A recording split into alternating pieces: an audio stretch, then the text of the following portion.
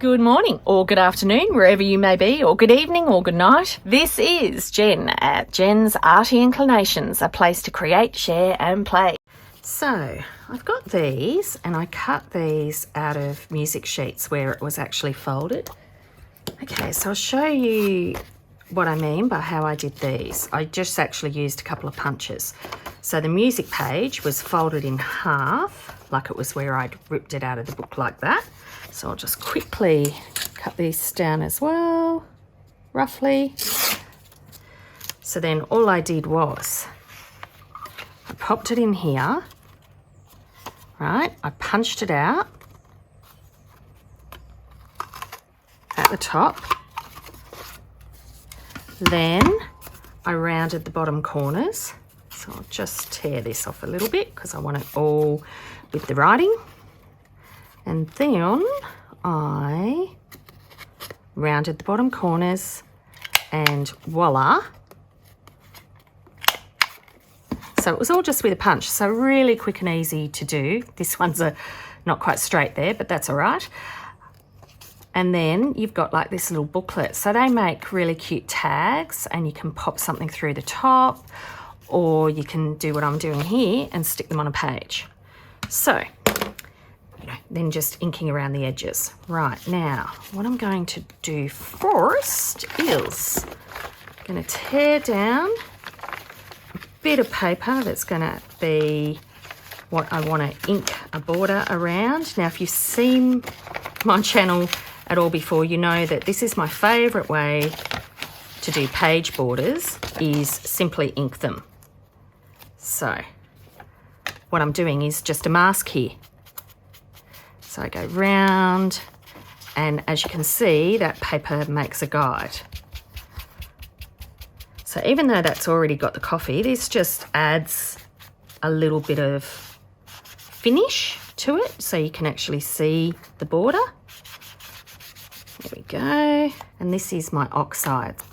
Okay, so then you've got just that as a border, which is more than enough, but just to give it an extra element, I'm just using this little stamp I've got around the edges. I love Lee over at Lee Create. She actually uses one of those silicone pot, what do you call it, like trivet, and it has that pattern on it. It's wonderful because then you could use bigger areas, but see how that's made an immediate difference.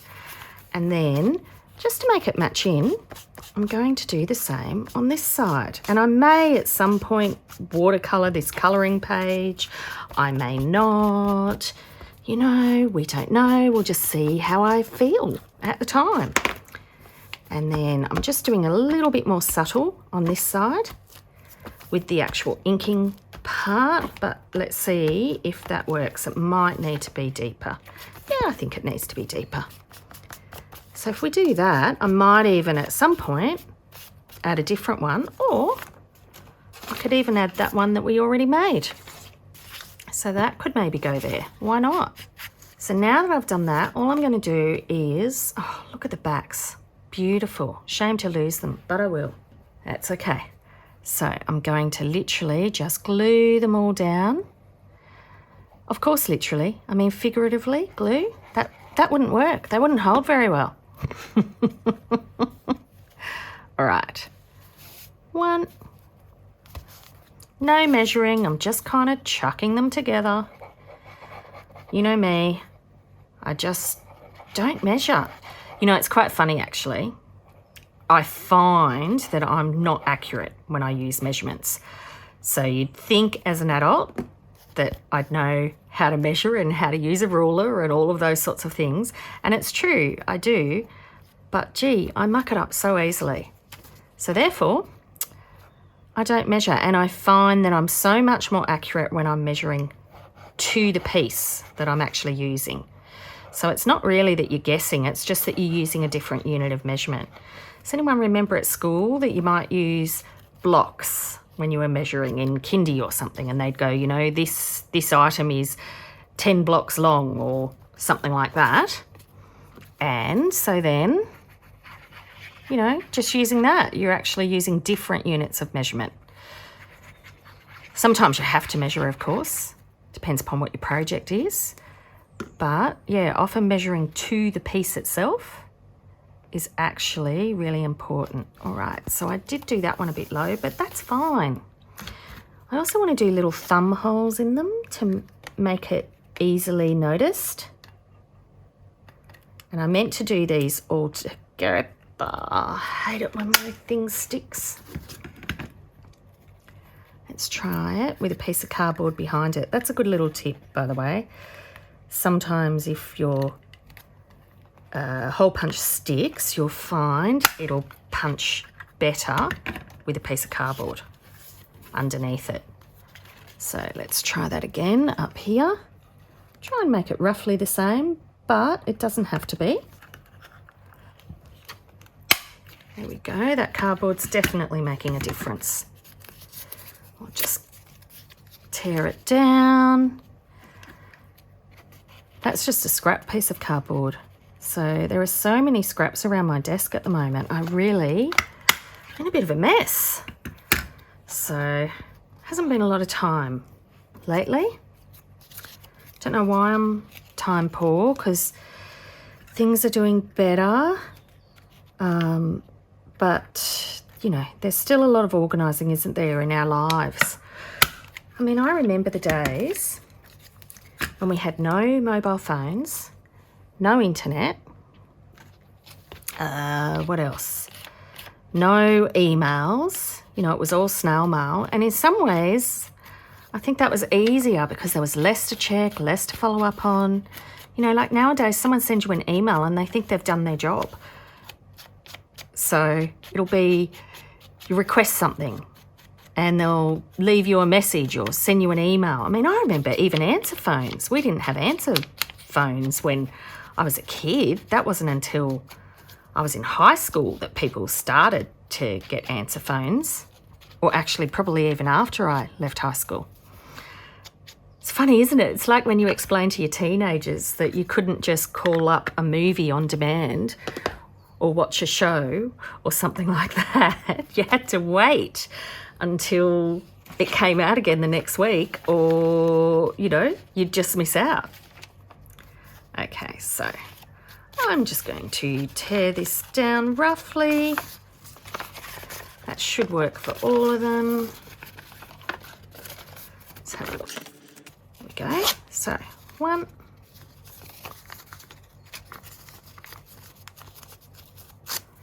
2, 3 and 4, and then I can just chop the bottoms off as well. So just tearing, no need for scissors. Now am I going to do a little fold over like I sometimes do? Yeah, why not? That works. Well, they could actually be a little bit narrower, you know. So when you're tearing a small piece, grab the big bit and then you'll find, and then really hold that underneath bit down. But it's easier to tear a narrow piece that way. And actually, that's another tip. Putting it on something that has a little bit of give, a little bit of softness underneath, that helps as well. All right, I'm going to do a very rough inking around these. So it's just a really quick one to just kind of have a look at what you've got. I literally didn't know what I was going to do 5 minutes before I turned on the camera. I was going to make these into journal cards, and then because I happened to have them sitting on the page, I thought, I'll just make them page thingy what's a duvets. So voila, something comes together. So yeah, I encourage you, have a go. Have a look at what you've got. My glue is getting low, so I'll need to top it up again soon. It's time for me to use a different glue again. I go through stages where I like different glues at different times. I don't know if anyone else does that as well, but I definitely do. I swap around my glues. I don't really have favourites. I mean, sometimes I need the silicone glues, like what Pam at the Paper Outpost uses, but here it's the 450 is easier to get. But other times I'm using, most of the time rather, I like glues that are more like this PVA base, water base stuff. And the art glitter glue, it's a bit of a cross between the both of them. So you can use it on fabrics and stuff as well. You can see it does show through sometimes. So that is something to be aware of. It doesn't sort of smooch out as easily as some of the silicone glues do. But yeah, I don't know. I'm just finishing it off really. So what I did here was just use that same little stamp around the edge just to stamp the top of the inside flaps. And that just felt like, it finished those off a little bit more. So now I've got my 4 little booklets. So then the next thing was just to add some decoration to the front. Okay, so I've just gathered a bunch of scraps that are around my desk, and I'm just using those to decorate the fronts of these. Very easy.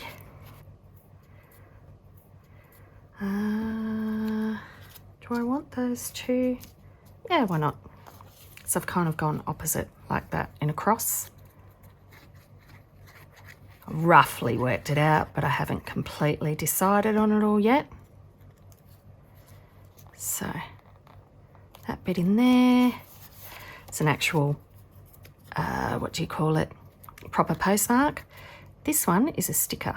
Let's see how I go at getting the sticker off. Yay! I managed to do it.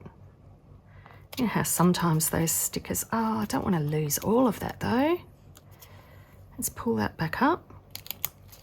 Okay, what about if I tear it? Because I want, some of that postmark in there. Might go that way. No, I'm going to go that way. Get rid of that thread. There we go. So I wanted the second little button. This is one of the freebies, by the way, over at Playing with Paper and Glue. So which craft do you do? They give us freebies each month. We're so lucky. And this is one of theirs. Renee actually creates them over at Which Craft Do You Do, but gee, she's talented. So there you go. There's that one. Not as happy with that one, but that's all right. Now, do I want that bloke there? Yeah, maybe. And then maybe I'll do something slightly different again on the bottom one, hey? So yeah, I'm going to put that bloke there. This is in my steampunk journal. Don't know if having him there is really very steampunk, but that's all right. We can have a little bit of variety. We always seem to. See, that's why I find it really, really hard to do journals with a theme, because I get distracted and it ends up being something else completely different. Maybe that bit. So, that was okay, but I didn't feel it looked quite finished. So I thought I'd put in a little bit of contrast, and that's where these black numbers that I die cut came in handy. Now that 5 is back to front, so I put it on its side, and it still gives the impression, it still works, is what I'm saying. So then I use these Tim Holtz rubber stamps. They're fabulous, these actually. So I've got 2 alphabet sets, and I use them to just bring in a little bit more on the page background, just with a basic black, ink pad, regular black ink. So I didn't need them to be too heavy, but that just gave a bit of an impression. And yeah, putting them up on that little acrylic block. Oftentimes we buy stencils and stamps with numbers all skew-if. So I feel that worked pretty cool, actually. But there they are, 4 little doors that you open up. You've got little journaling spots inside. And that is another page that's just all come together. And I love adding an interactive element. So there you are. I hope you enjoyed. Maybe you picked something up. Maybe you just laughed at everything that came together.